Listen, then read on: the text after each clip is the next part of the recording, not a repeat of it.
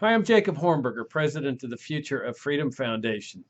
Donald Trump, Marco Rubio, and Ted Cruz are vying for the evangelical vote in Iowa in the run up to the caucuses. Everybody's excited about the three candidates, and why not? All three of them believe in mandatory coerced charity. And evangelicals love those things, Social Security, Medicare, Medicaid, education grants, and the like. And of course, when you ask them, how do you reconcile this with God's gift of free will? Well, their position is that God's laws are inferior to those of Caesar.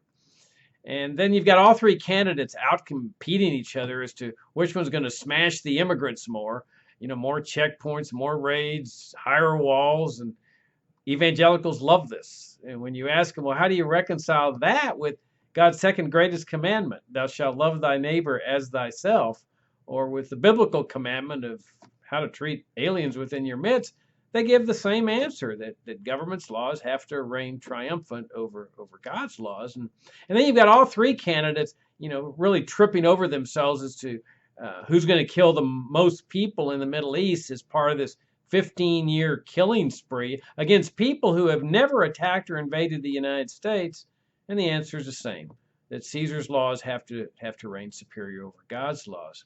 And then one of the amusing aspects of this is that evangelicals, including the ministers, will sit there and say, support the troops and so forth in this killing spree.